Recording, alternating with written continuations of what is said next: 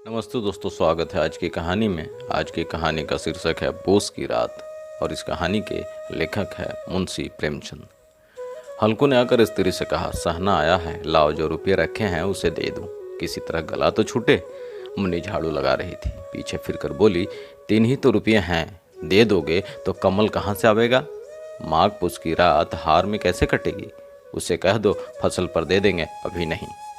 हल्कू एक क्षण अनिश्चित दशा में खड़ा रहा। पोष सिर पर आ गया। कमल के बिना हार में रात को वह किसी तरह नहीं जा सकता, मगर सहना मानेगा नहीं।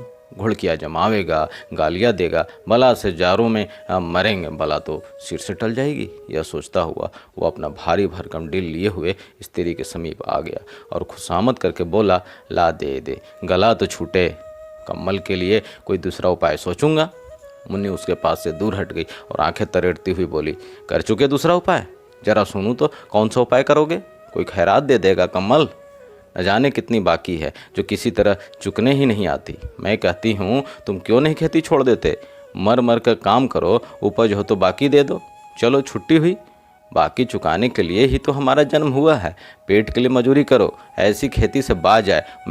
हल्कू उदास होकर बोला, तो क्या गाली खाऊं?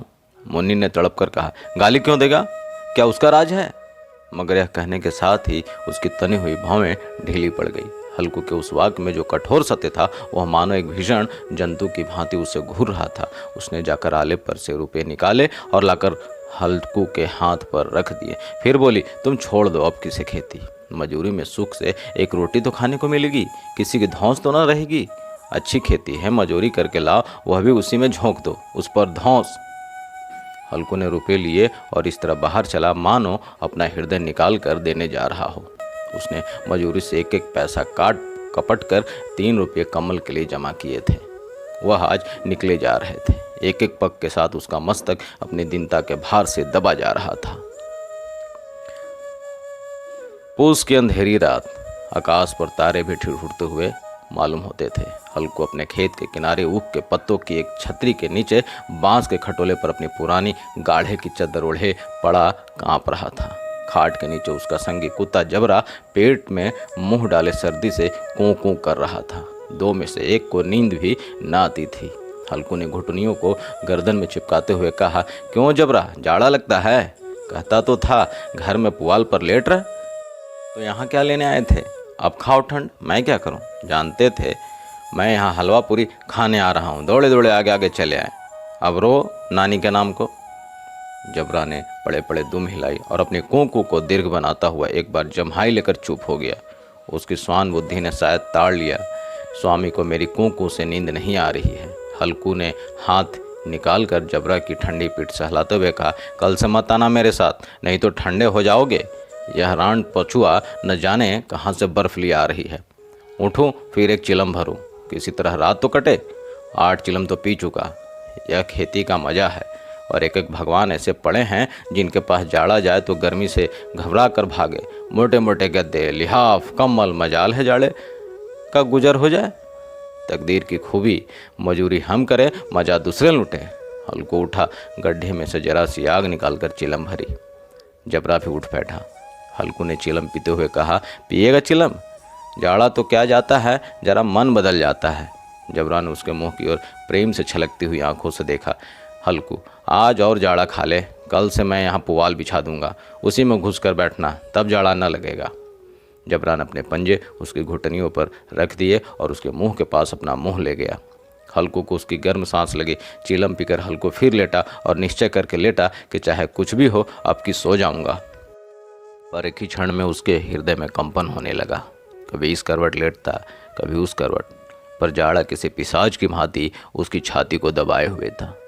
जब किसी तरह न रहा गया तो उसने जबरा को धीरे से उठाया और उसके सिर को थपथपाकर उसे अपनी गोद में सुला लिया। कुत्ते की देह से जाने कैसी दुर्गंध आ रही थी, पर वह उसे अपनी गोद में चिपटाए हुए ऐसे सुख का अनुभव कर रहा था जो इधर महीनों से उसे न मिला था। जबरा शायद यह समझ रहा था कि स्वर्ग यहीं है, और हल्कू की पवित्र आत्मा में तो उस कुत्ते के प्रति घृणा की गंध तक न थी। अपने किसी अभिन्न मित्र या भाई को भी वह इतनी ही तत्परता से गले लगाता। वह अपनी दीनता से आहत न था। वह अपनी दीनता से आहत न था जिसने आज उसे इस दशा को पहुंचा दिया। नहीं, इस अंधे की मैत्री ने जैसे उसकी आत्मा के सब द्वार खोल दिए थे और उनका एक एक अणु प्रकाश से चमक रहा था। सहसा जबरा ने किसी जानवर की आहट पाई। इस विशेष आत्मीयता ने उसमें एक नई स्फूर्ति पैदा कर दी थी जो हवा के ठंडे झोंकों को दुख समझती थी। वह झपट कर उठा और छपरी से बाहर आकर भूखने लगा। हल्कू ने उसे कई बार चमकाकर बुलाया पर वह उसके पास न आया। हार में चारों तरफ दौड़ दौड़ कर भूखता रहा। एक क्षण के लिए आ भी जाता तो तुरंत ही फिर दौड़ता। कर्तव्य उसके हृदय में अरमान की भांति ही उछल रहा था। तो दोस्तों, कहानी में आगे बढ़ने से पहले आप सभी से गुजारिश है कि यदि आपने अभी तक हमारे चैनल को सब्सक्राइब नहीं किया है तो कृपया करके इस चैनल को सब्सक्राइब कर लें और यह वीडियो या कहानी आपको अच्छी लग रही है तो इसे लाइक करें और दूसरों को शेयर भी करें। चलिए कहानी फिर से शुरू करते हैं। 1 घंटा और गुजर गया। रात ने शीत को हवा से धधकाना शुरू किया। हल्कू उठ बैठा और दोनों घुटनों को छाती से मिलाकर सिर को उसमें छिपा लिया। फिर भी ठंड कम न हुई। ऐसा जान पड़ता था सारा रक्त जम गया है। धमनियों में रक्त की जगह हिम बह रहा है। उसने झुककर आकाश की ओर देखा। अभी कितनी रात बाकी है। सप्तऋषि अभी आकाश में आधे भी नहीं चढ़े। ऊपर आ जाएंगे तब कहीं सवेरा होगा। अभी पहर से ऊपर रात है। हल्कू के खेत से कोई एक गोली के टप्पे पर आमों का एक बाग था। पतझड़ शुरू हो गई थी। बाग में पत्तियों का ढेर लगा हुआ था। हल्कू ने सोचा चलकर पत्तियां बटोरूं और उन्हें जलाकर खूब तापूं। रात को कोई मुझे पत्तियां बटोरते देखे तो समझे कोई भूत है। रात को कोई मुझे पत्तियां बटोरते देखे तो समझे कि कोई भूत है। कौन जाने कोई जानवर ही छिपा बैठा हो। मगर अब तो बैठे नहीं रहा जाता। उसने पास के अरहर के खेत में जाकर कई पौधे उखाड़ लिए और उनका एक झाड़ू बनाकर हाथ में सुलगता हुआ उपला लिए बगीचे की तरफ चला। जबरा ने उसे आते देखा तो पास आया और दुम हिलाने लगा। जबरा ने उसे आते देखा तो दुम हिलाने लगा। हल्कू ने कहा, अब तो नहीं रहा जाता जबरू, अब नहीं रहा जाता। चलो बगीचों में पत्तियां बटोर कर तापें। चलो बगीचे में पत्तियां बटोर कर तापे। टाँठे हो जाएंगे तो फिर आकर सोएंगे। अभी तो बहुत रात है। जबरा ने कूकू करके सहमति प्रकट की और आगे आगे बगीचे की ओर चला। बगीचे में खूब अंधेरा छाया हुआ था और अंधकार में निर्दय पवन पत्तियों को कुचलता हुआ चला जाता था। वृक्षों से ओस की बूंदें टप टप नीचे टपक रही थी। एकाएक एक झोंका मेहंदी के फूलों की खुशबू लिए हुए आया। हल्कू ने कहा, कैसी अच्छी महक आई जबरू, तुम्हारी नाक में भी तो सुगंध आ रही है। जबरा को कहीं जमीन पर एक हड्डी पड़ी मिल गई थी। उसे चिंचोड़ रहा था। हल्कू ने आग जमीन पर रख दी और पत्तियां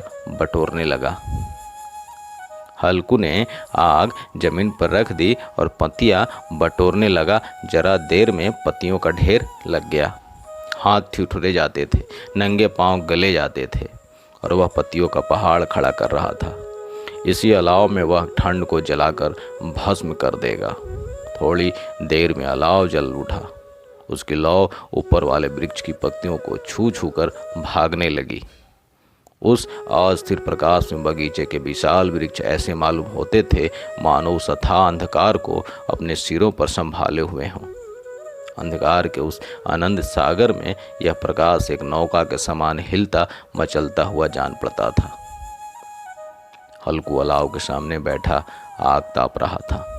एक क्षण में उसने दोहर उतारकर बगल में दबा ली। दोनों पांव फैला दिए मानो ठंड को ललकार रहा हो। तेरे जी में जो आए सो कर।